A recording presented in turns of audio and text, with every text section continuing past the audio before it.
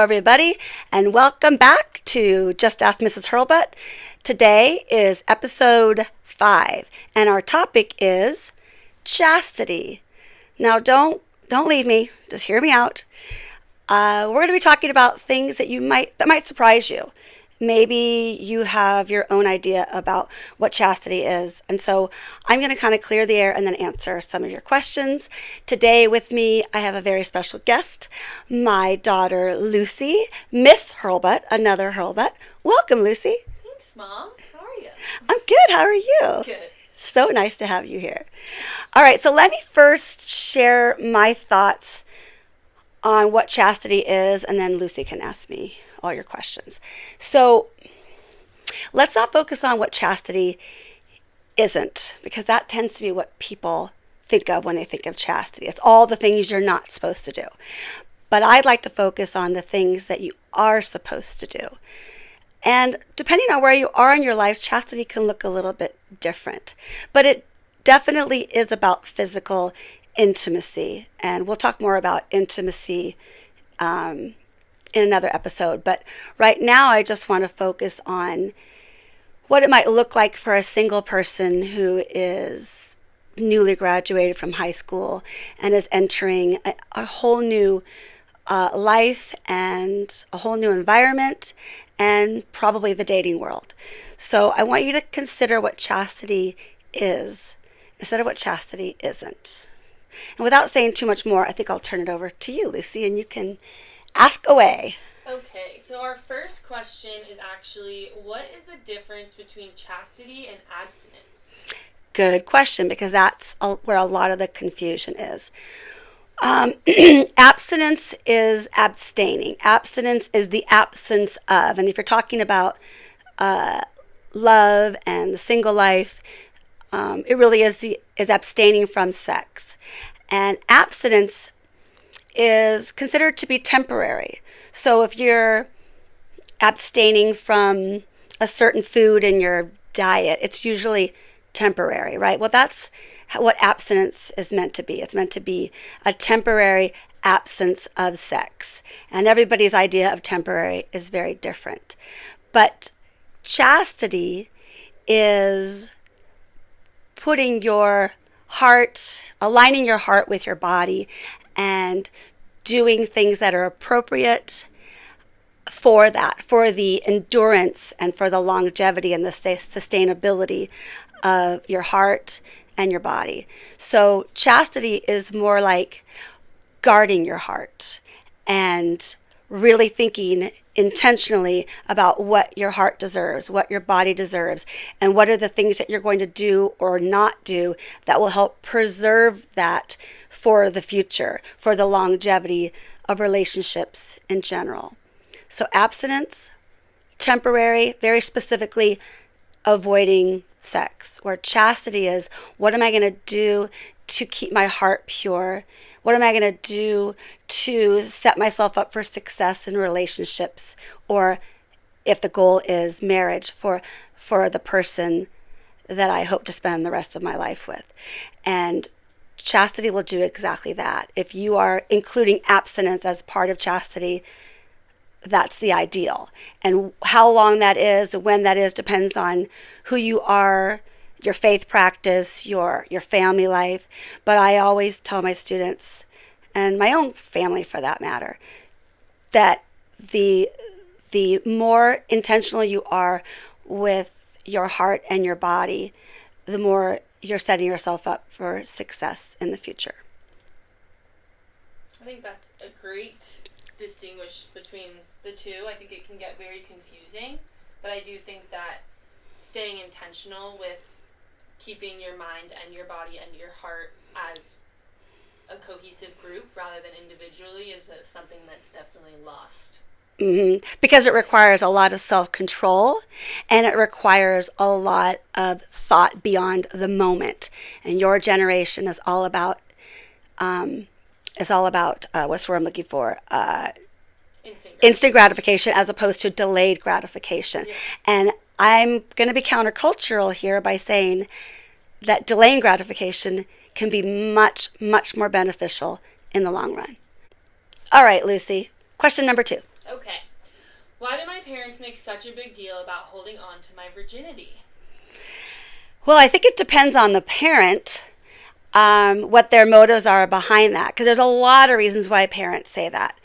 I mean, again, it's a gamut. It can be the parent who's like, I don't want you to get pregnant, or I don't want you to get somebody pregnant, or I don't want you to get an STD or an STI, or how irresponsible is that? Here's a box of condoms. I mean, there's so many things that parents can say.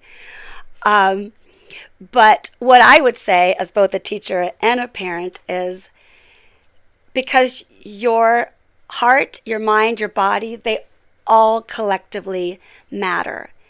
And the longer you can hold on to what is yours, the more time that gives you to really discern what you want from a partner, what you want from a relationship, what you want to be able to stand behind and support in the years to come. I always tell my students, do you really want to find the person that you want to spend the rest of your life with, and you sit down and you share each other's sexual history and you're counting on one hand and then two hands? I think that would be a turnoff, personally. So this idea of saving who you are and what you're all about and your deepest qualities, your deepest person, your most intimate center, the longer you're able to hold on to that, the easier it is to find the person that you ultimately want to share that with. Can you repeat the question, because I want to make sure I'm staying on track? Why do my parents make such a big deal about holding on to my virginity? Okay. Did you want to say something? I was just going to say, what maybe you could answer for whoever asked this question, looking back on it years later, what that perspective is like. Great. Versus in the moment. Great. So the goal would be to not have regrets, to have as few regrets as you can, to look back and say, I learned from this relationship, or I'm really proud of the way I handled that relationship. I'm really glad that I didn't have sex with that person, because it would have been a lot more difficult to move on after that relationship. You have to kind of have foresight, and that's not easy to do. So going back on something that you said real quick, you mentioned, once you're counting on one hand, two hands, that it could maybe be a turnoff. I think that it's hard because in today's day and age, many people might be at that one hand, two hands already. Where's the rest of the hands? What would you say to someone that is feeling hard on themselves and maybe has regrets, but you can't change what you've done, but what advice would you give them to forgive themselves and how to take those experiences and move forward differently? Move forward. Yeah, the key is to always move forward. Don't look back and obsess over what you should or shouldn't have done. Move forward by giving yourself grace and forgiveness and hopefully learning and growing. Don't let any of that past, however many fingers, whatever it is, don't let that define who you are, and don't let that discourage you. You can always start fresh. And make sure you learn and you grow from that. Don't let it be a waste of time, is what I was going to say. Don't let it be a waste of your time. You want to say, here's what I learned from the decisions that I've made in the past, and here's how I've grown, and I'm not going to do that again. I know plenty of people, students even, who have said, I had 2 boyfriends in high school. I had sex with both of those boys, and I know all the reasons why I did, why I shouldn't have, or what worked and what didn't work. And I've learned from that. And now I'm going to wait. I need time to let my heart heal and let my heart grow. And I want to believe in myself again and know that I'm so much more than my body. Yeah, I think that even in today's day and age when things become casual, some people think, I've already done this much, I've already gone this far, like, what's the point in changing it now? And I think it's important to know that at any age you can make a change and do yourself a favor. And Yep. It's a lifestyle change that will help your own sustainability, for your own self-care, for your own mental health, and for any relationship that you'll build from this point on. Good point, Lucy. What's up? What's next? Okay. This is a tricky one. Uh-oh. What do I do when my boyfriend pressures me to have sex with him? Isn't that the worst? It's the worst. And boy, everybody knows that story. How many people right now are going, oh, yeah, that's me. That's me. That's me. What do? You know your worth. You know your value. You stand firm on what you want. If you don't want that, you speak your mind. And if that guy really loves you, he's going to absolutely wait for you. If he can't wait, then he wasn't worth holding on to. The pressure. Pressure is bad. Nobody should pressure you into doing anything you don't want to do. Your well-being should be their number one concern. And frankly, the body is the last part. You got to get to know somebody's heart, somebody's soul, somebody's mind before you ever get to know their body. You have to be worthy of that. And the longer you wait, the more time you have to really get to know each other. And it doesn't become about what you have to give me, but it becomes more about how we might be able to help one another grow into the best version of themselves. So don't let anybody pressure you into doing anything you don't want to do, whatever it is. But if it's sex, you'll only show me you love me if you have sex with me. That's a bunch of baloney. So you need to look at that person and say, that's not going to work for me. And if you care about me, you will accept that. And if you don't accept it, it's a sure sign that you're not in this relationship for the same reason that I'm in this relationship. I think that pressure can look different at different ages with relationships. What advice would you give to someone that is in high school or recently graduating that's maybe a little bit confused whether they're being pressured or not? Like how to open that discussion up. That's exactly what it has to be. It has to be a dialogue. And a lot of high school kids don't recognize that and don't even know where to start the conversation.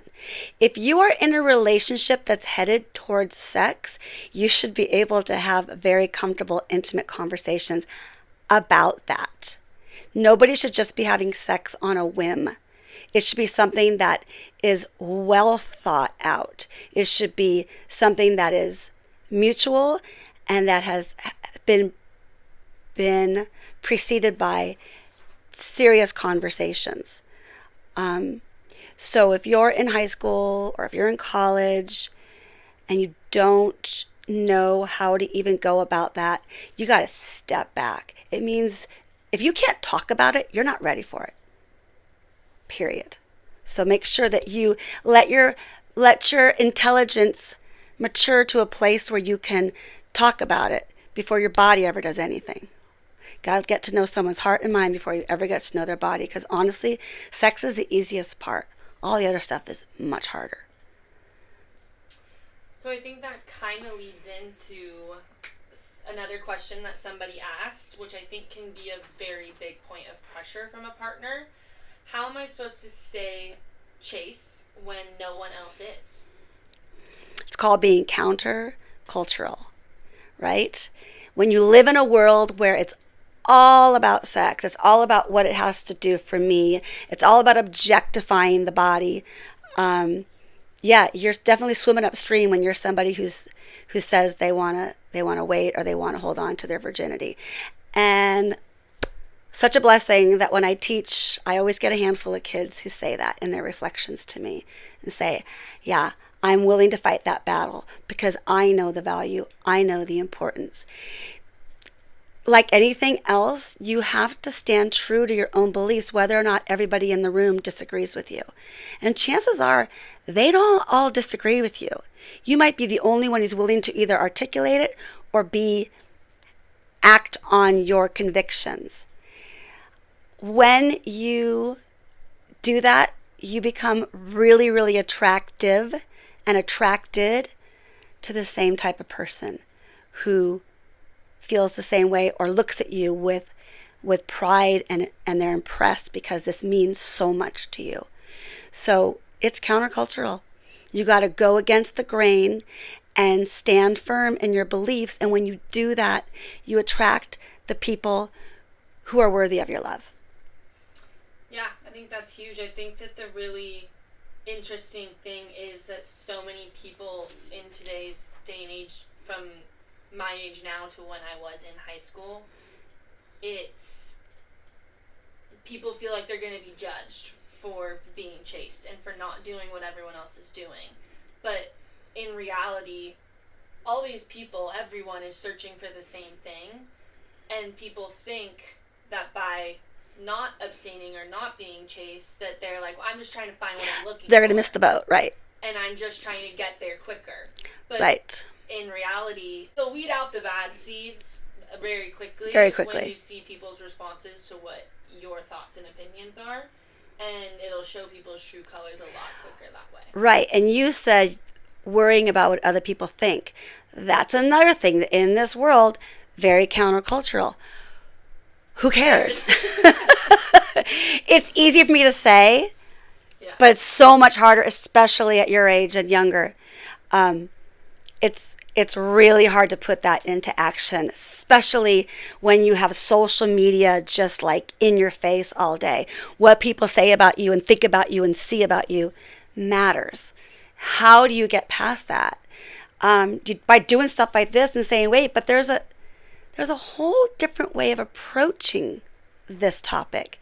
Have you ever considered sticking to this and not caring what other people think and saying, I would rather be alone and happy with my own convictions than surrendering to what somebody else wants from me and then losing my own identity in the process?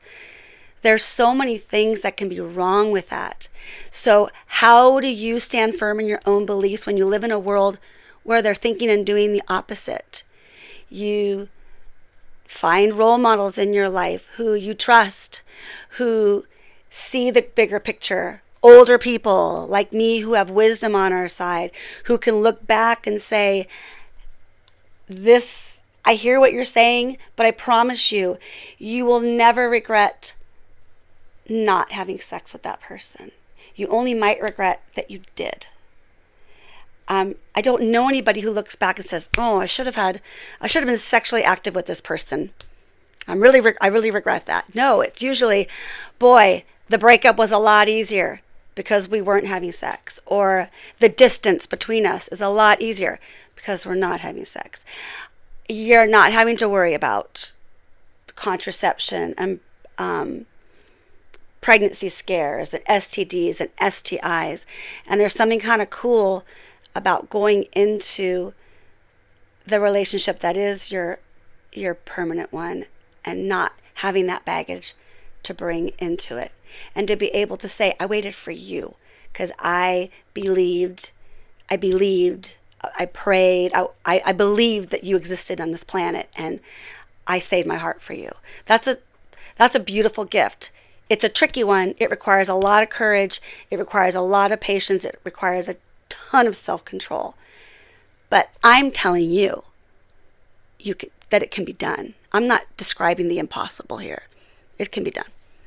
Yeah, and I think that when you were saying, finding role models, finding, maybe people with similar beliefs, I have found that with any topic, not specifically this, that the prouder you are and the firmer you are in your stances and in your beliefs, you will start finding people that have similar beliefs. And honestly, something that I wish I could tell my younger self is that, because I think that you'll find your people and find your safe places the sooner that you do that. It's empowering and it's infectious. That's when you start to draw a crowd. And that's the goal, is to build relationships by drawing a crowd, being attractive to people, They're drawn to you because you stand so firm. It's also a real sign of maturity, right? Because you're not thinking about what you want for you. You're thinking about building relationships. You're looking to your future, not just the moment, and right not, here and right and now. not just romantically. Like, standing and speaking on those beliefs brings in some of the greatest community and groups that you can find that might lead you to the romantic relationship that you're looking for. So true. You just made me think of like 10 things I wanted to say, and they all went poof. Your sexuality is a gift. It's such a gift, so treat it like that. Share it in the right ways with the right person at the right time. It's not going anywhere, so don't rush. Exactly. I tell you, it's the easiest part. Everything else is so difficult. You got to master the difficult stuff first. Gosh, I wish I could remember what I was going to say. Okay, well, that leads perfectly into the waiting aspect. Is this the last question? Does waiting for sex really have that much impact on my future? Yes! Yes, yes, yes, it does. Have I exhausted the topic? I don't know.